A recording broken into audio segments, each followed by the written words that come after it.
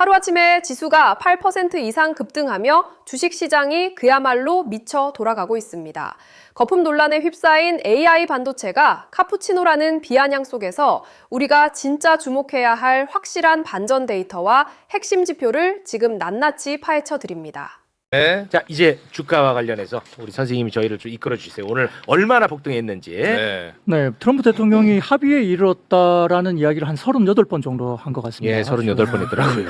네. 그래서 뭐 지금 이제 구체적인 안이 좀 나왔기 때문에 가능성은 그래도 최근보다는 좀 높게 좀 분석이 되고는 있는데 그래도 사인할 때까지는 조금은 긴장감이 아직은 좀 남아 있는 것 같습니다. 네. 그런 과정에서 최근에 이란과 미국의 약간 티격태격도 있었고 공격도 있었지 않습니까? 맞아요. 근데 그런 과정에서 지난번에 제가 유가가 튀지 않았다. 그렇습니다. 환율도 움직임이 별로 없었다. 이런 네. 것들 말씀드렸었는데 그런 것들이 어제 밤에는 그런 이야기가 이제 어느 정도 MOU가 가까워졌다 얘기를 하니까 유가가 96달러 선으로 WTI가 확 밀려버렸거든요. 네. 그런 것들이 조금은 이제 과거보다는 좀 더 신빙성이 높아지지 않을까라는 그렇습니다. 좀 생각을 하고 네. 있는 것 같고요. 시장도 그렇게 받아들이는 거죠. 네, 일부 좀 그런 쪽으로 해석을 하고는 있습니다. 좋아요. 자, 그래서 오늘 이제 트럼프 대통령이 6월 14일이 생일이잖아요. 네. 그래서 우리가 누구 생일까지 알아야 되나 싶긴 한데. 그래서 생일 소원이 뭡니까 그랬더니 본인은 세계 평화가 소원이라고 이야기를 아유, 하더라고요. 함께 하겠습니다. 예, 최근에 좀 그랬다고 합니다. 그래서 네. 굉장히 하고 싶은 거죠. 6월 14일 전에 뭔가 좀 어나운스를 하고 싶은데 네. 그런 과정에서 이야기 나왔고 다행히 이제 유가도 좀 빠지면서 이제 문제는 어제 ECB 그러니까 유럽 쪽에서는 금리를 인상을 했습니다.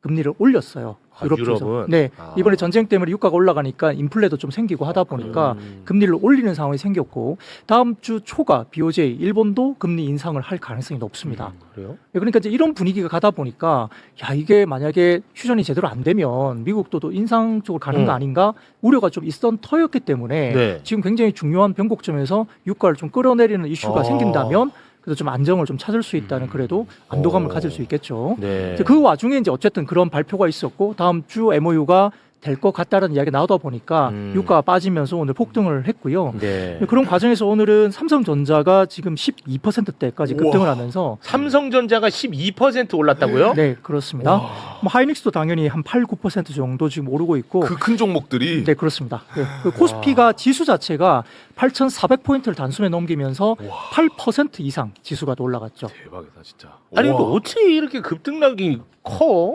제가 지난주 어떤 배경을 가지고 자료를 좀 말씀드렸을 때 네. V 코스피가 막 이렇게 90 네, 넘어서 맞아요. 갔을 때 예. 아래위로 엄청난 변동성이 이제 아래쪽도 그렇고 위쪽도 그렇고 있을 수 있다고 말씀드렸는데 네. 이제 그런 현상들이 지금 나타나고 있는 상황이고요. 와. 그래서 오늘은 뭐 삼성전자 등을 포함한 이제 반도체 중심으로 급등하게 나타났고 더군다나 이제 현대차 그룹 부품주들이 이제 로봇 관련된 이슈들이 좀 불거졌는데 골드만삭스가 한국 시장의 부품주가 로봇을 이끌 거라고 이제 와. 분석 리포트를 냈습니다. 그래요? 그래서 오늘 HL 만도라든지 현대모비스 이게 이제 탑픽으로 이야기됐는데 HL 만도는 그 큰 회사가 상한가까지 올라갔고 와. 그럼 왜 지금 몇 번째 나오시는데 HL 만도 얘기 처음 들었는데 나. 안 물어보셨잖아요. 안 물어보냐?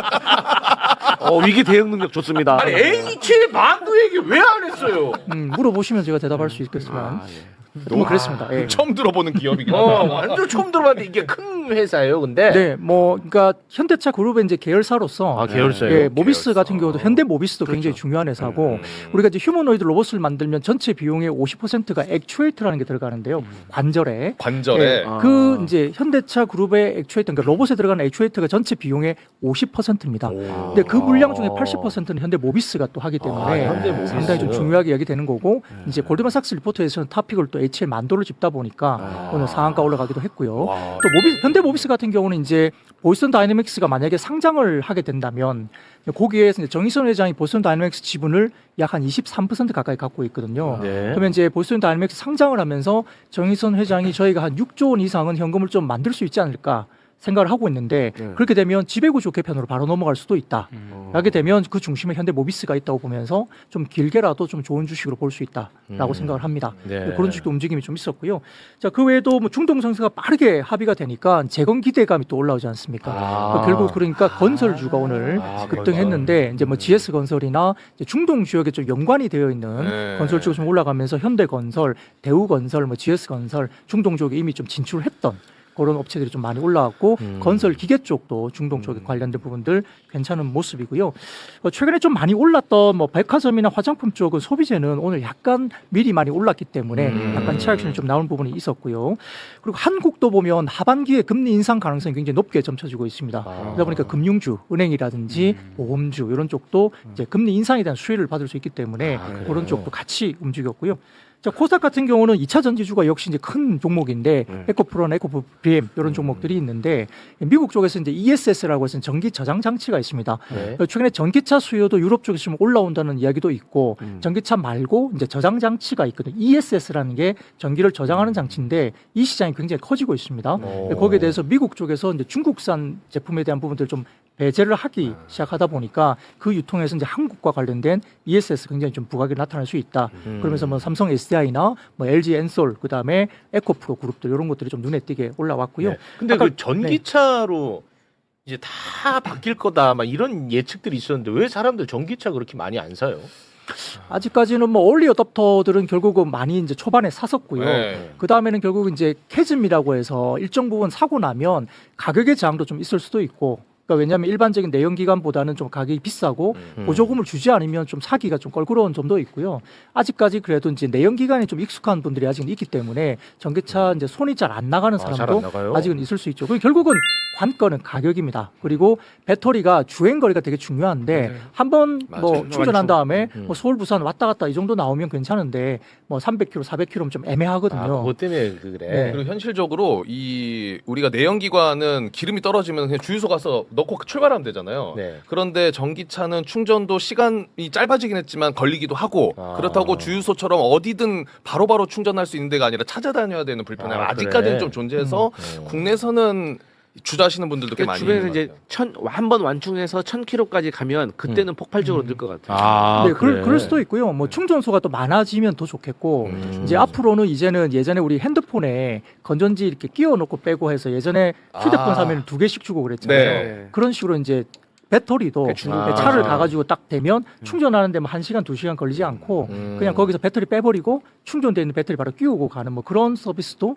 향후에는 나올 가능성이 높죠. 아. 네, 그런 시장이 오겠습니다만 네. 아무튼 뭐 그런 과정에 지금 2차 전지도 있다고 보면 될 것 네. 같고요. 뭐 그 외에도 뭐 로봇주가 움직이다 보니까 코스닥 시장이 뭐 로보티즈라든지 LG 그룹 계열에 있는 이런 로봇 관련된 주도 주가들이 좀 괜찮았다 이게 보이는 상황이고 네. 일부 이제 반도체 소재 부품 장비주들도 꽤 오늘 원익 IPS라든지 관련된 전공정 장비들 굉장히 좋은 종목들이 꽤 있습니다.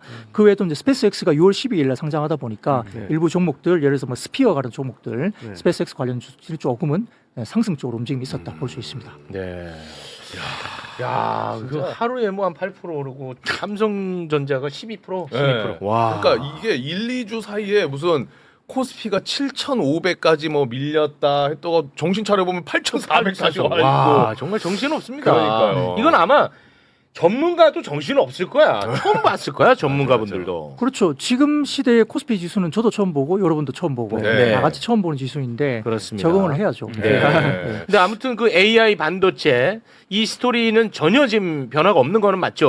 뭐 현재까지는 뭐 약간의 공격이 있죠. 여러 지난번에 제가 말씀드렸던 토큰 이코노믹스라는 이슈가 좀 불거지면서 지금 오픈 AI도 엔트로픽을 경계하기 위해서 본인들 토큰 가격을 내리겠다라고 지금 이야기를 하니까 네. 이제 비싼 토큰 가격, 비용에 대한 부분들이 이제 미국 월가에서도 말이 많고 그러니까 가격을 내리는 쪽으로 가다 보니 그러면 나중에 이제 비용이 좀 내려가니까 결국은 이제 물량이 확 증가하지 않으면 수익성이 좀 떨어질 수 있는 아, 우려가 좀 수익성이. 있다라는 이야기도 조심스럽게 나오는 게 아. 이제 어떻게 변할지는 아무도 모르지만 좀 우려가 좀 있는 것은 사실이긴 합니다만 그런데 한국의 여러 가지 지표들 그러니까 반도체 수출 지표라든지 이런 것들 좀 보면 아직까지 반도체에 대한 어떤 업황 전체적인 흐름들은 아직은 꺾이진 않았다라고 볼 수 있습니다. 네, 아직까진 꺾이지 않았다. 네. 달라진 거 없다 이겁니다. 그럼요. 네. 슈퍼 사이클.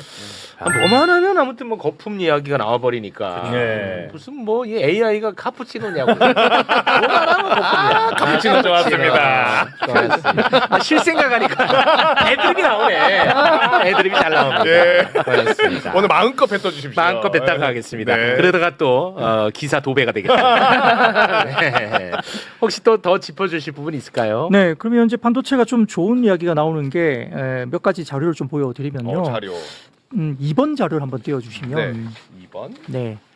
자, 우리가 반도체를 볼 때 이제 반도체 업황이 꺾인다는 것을 뭘 보고 좀 알 수 있을까 고민이 되게 많아요. 이거 중요해. 아까 말씀드렸던 뭐 여러 가지 부분들이 좀 공격도 많이 받고 네. 토큰 가격도 이제 빠지면 좀 어렵지 않느냐. 그리고 제가 오라클 말씀드렸을 때 투자는 엄청나게 들어가는데 이 친구들이 이제 부채가 많이 쌓이니까 네. 부채를 계속 쌓아가면서 투자를 하니까 좀 어렵다. 네. 그래서 좀 오라클. 두렵지 않느냐 이런 이야기가 나오는데 네. 몇 가지 좀 지표가 있는데요. 자, 첫 번째로는 우리가 말하는 TSMC라는 대만 업체가 있습니다. 유명하죠. 패키징에 되게 유명한 글로벌 1위인데 자, 이 회사 관련된 캐파가 꺾이느냐를 좀 보는 게 첫 번째 자료입니다. 근데 그 캐파가 꺾이지 않고 있다는 게 여전히 나오고 증설을 계속 하고 있기 때문에 자, 그 부분의 첫 번째 조건은 아직까지 문제가 없다. 그리고 이제 수요가 있다 보니까 가격도 계속 올리거든요. 그래서 그것은 업황적으로 문제가 첫 번째 없다는 기준을 먼저 말씀드리고요. 네. 두 번째는 한국의 메모리 가격 아니 근데 이거 그래프 뭔데 띄어남아 놓고 본인 할 얘기만 해요. 바로 말씀드리겠습니다. 바로 좀 해줘요. 그래서 이 부분은 이제 두 번째 조건은 이제 우리가 반도체 볼 때 TSMC의 캐파가 꺾이느냐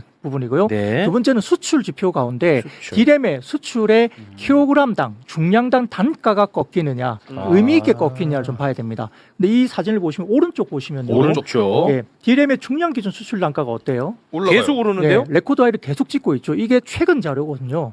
최근 자료. 그러니까 최근 자료가 이렇게 나오고 있기 때문에 지금 6월달 1일부터 10일까지 잠정치인데 계속 올라가고 있습니다. 근데 디램은 그 고물상처럼 이렇게 그 중량 달아갖고 아니요. 판매를 해요? 아니 중량다라고 판다는 게 아니고 고물상에서 이렇게 하거든. 중량 달아서 가네. 드립이. 요즘 철근값 좋아요. 이렇게 딱 해갖고 하거든. 네, 뭐 고물처럼 생각하면 안 되고 네. 금처럼 생각하셔야 되는데 네. 지금 이게 우리가 이제 지표로서 보게 되면 이게 물량이 좀 나가더라도 가격이 꺾여버리면 이게 물량으로 그냥 물량 뛰기로 한다고 생각하잖아요. 그러면 업황이 아주 좋게 보기는 아주 쉽지 않을 수도 있는데 이게 단가로 봤을 때 계속 단가가 올라간다는 것은 수요가 좀 강하게 계속 좀 유지가 된다는 거니까 결국 단가를 좀 봤을 때 이 단가가 올라가는 게 유지가 되고 있느냐가 두 번째로 우리가 볼 수 있는 엄청나네. 거고요. 네, 엄청납니다. 꺾이지 않고 있죠. 그 세 번째는 우리가 한국에서 우리가 HBM이라는 메모리를 우리가 유명하지 않습니까? HBM 네. 유명합니다. 하이닉스나 삼성전자가 하고 있는데 이 HBM이 원래는 엔비디아로 바로 주는 게 아닙니다. 그러니까 TSMC라는 대만 쪽으로 들어가서 패키징을 해서 이제 이렇게 들어가거든요. 그래요? 네. 이 얘기 왜 이제 했어? 안 물어보셨으니까. 알아야 물어보지. 알아야 물어보지. HBM이 만들어서 TSMC로 갔다가 네. 거기서 만들어서 네, 네. 엔비디아로 가요. 네, 뭐 그렇게 엔비디아 이제 걔는 뭐해 그럼? 또 있죠. 예, 뭐 여러 가지 다 팔죠. 뭐 조립해요? 베라루빈 이런 것도 개발도 하고요. 거기에 들어가는 걸 이제 TSMC가 이제 패키징을 해주는 건데, 네. 그러니까 결국 대만향 수출 지표를 보면 그것도 꺾이지 않으면 괜찮다.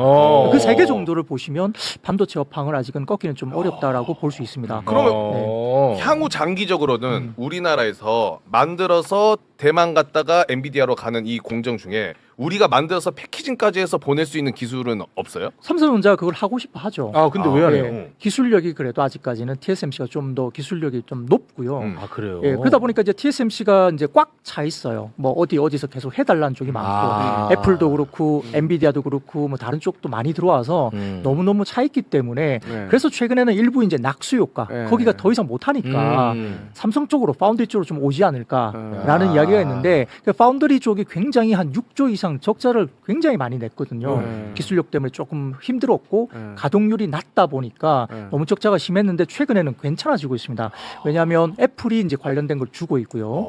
테슬라도 관련된 걸 칩을 주고 있고 또 어제 나온 게요. 굉장히 좋은 이야기가 나왔는데 구글 쪽에 TPU라고 해서 우리가 이제 엔비디아는 GPU라는 걸 만드는데 TPU는 이제 소위 말하면 맞춤형 반도체예요. 맞춤형 칩인데 그게 TPU라고 그러거든요.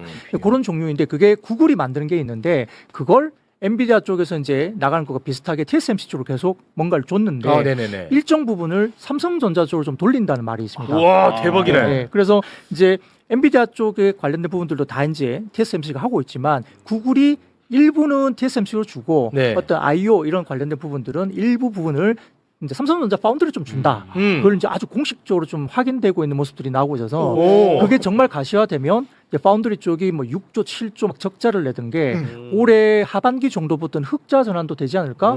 이 생각을 가지게 되는 거죠. 그러면 파운드리가 대규모 적자를 내다 보니까 디스카운트 요인이잖아요. 되게 잘하는 것도 있지만 못하다 보니까 이쪽에서 좀 뭔가 뭔가 우리가 가치를 줄 때 좀 깎아내릴 수밖에 없습니다. 근데 그 파운드리가 살아날 수 있는 거지 않습니까? 네. 그럼 TSMC가 한 25배 정도, 20배에서 25배 정도 이제 밸류 가치를 받고 있는데 네. 그러면 삼성전자가 지금 6배 정도 수준인데 와, 차이가 모든 건 아니어도 일정 부분은 TSMC의 파운드리 쪽에 흑자가 나오면 TSMC 뭐 준하는 그런 파운드리 쪽에 뭐 가치도 조금은 산정을 해줘야 되지 않을까? 바운더리가 위탁 생산 그렇죠, 얘기하는 맞습니다. 거예요? 예. 그렇게 좀 풀어서 설명해 주세요. 알겠습니다. 예. 네. 그러다 보니까 이제 그런 부분들이 이제 되면 조금 가치를 좀 더 높여줘도 되겠네. 오, 대박이네. 라고 생각할 수 있겠죠. 예, 그 부분도 오. 중요한 이슈로 볼 수 있습니다. 풀매수 들어간다. 삼성전자. 그럼 만약에 그렇게 됐을 때 그 위탁 생산하는 기술만 해가지고 또 따로 회사 만들어서 상장하고 이럴 걱정 안 해도 돼요? 아 이제 그게 이제 뭐 분리해서 네. 물적 분할하거나 그런 이야기가 나오는데 뭐 구체적으로 말은 나옵니다만 그렇게 진행되고 있는 것들은 아직까지는 아니고요. 네. 그렇게 또 뭐 자른다 그러면 뭐 그러면 가전도 잘라야 되고 스마트폰 사업부도 잘라야 되고 뭐 이렇게 되니까 말들이 많아지죠. 아, 네, 네. 아니 제가 궁금한 게 이제 삼성전자는 삼성전자 안에 반도체도 만들고 전자제품도 만들고 막 많은 여러 가지 만들잖아요. 네. 하이닉스는 하나만 하잖아요.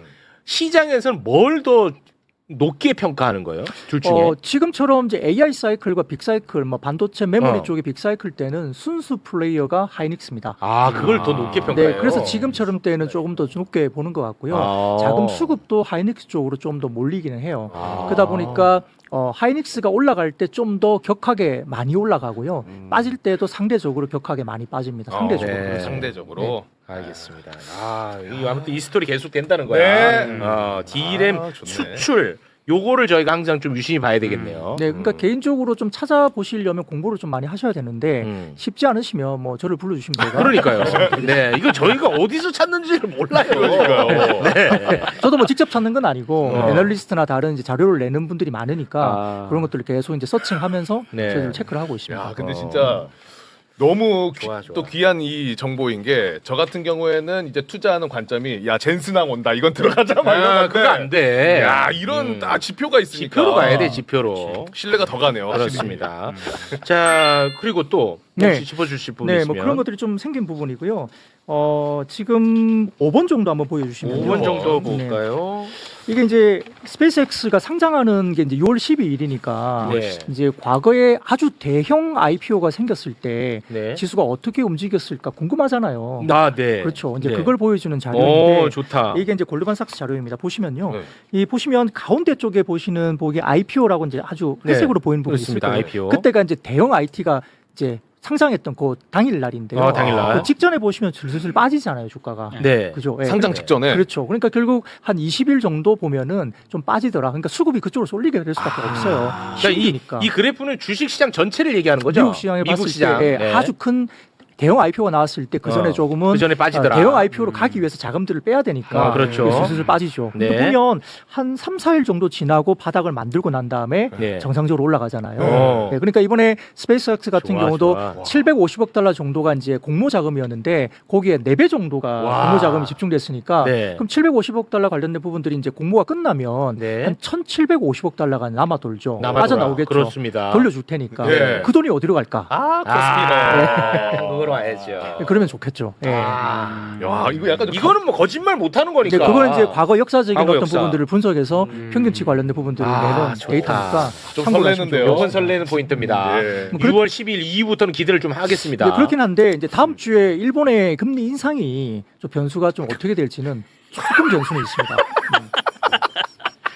아주 그냥 들었다 놨다 하시네. 일본 금리 인상은 거의 확정적인 네, 거예요. 거의 이야기가 되고 있는데 네. 금리 인상은 어느 정도 저희가 받아들이는 분위기인데요. 아, 받아들이는 분위기. 네, 그래서 조금 선반영돼 있다 보는데 네. 이제 거기에서 BOJ가 이제 코멘트를 하겠죠. 이제 추가 금리 인상을 언제쯤 할 건가? 이게 6개월이나 1년 뒤에 한다, 천천히 한다 이러면 그래도 안도를 할 것 같고요. 만약에 우리가 좀 분위기가 안 좋아서 이 계속 연속적으로 해야 될 것 같아. 이런 분위기로 가면 조금 주춤할 수도 있습니다.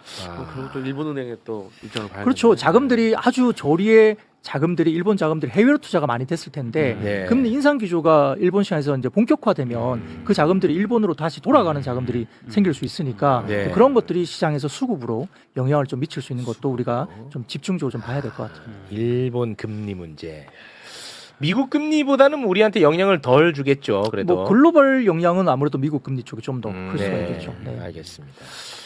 자, 그리고 뭐 하나 정도만 더 보고 그럴까요? 가실까요? 네. 예, 그러면 그 8번째 자료를 좀 보여주시면요. 8번 자료. 8번. 이것도 좀 설레는 자료예요. 아, 설레는 네. 자료입니까? 여기 보시면 예. 자 이게 이제 베라루빈이라는 엔비디아 쪽에 새로운 모델이 나온 네, 것에 대해서 베라루빈. 이제 기존 보시면 GB300이라는 게 아마 GB300. 하나가 있고 그 다음에 오른쪽에 베라루빈 200 이렇게 해서 두 개가 비교가 돼 있는데요. VR 200. 그렇죠. 예. 가격이 보시면 이제 GB300 같은 거 보시면요. 가격이 약 한 400만 달러 정도가 되죠.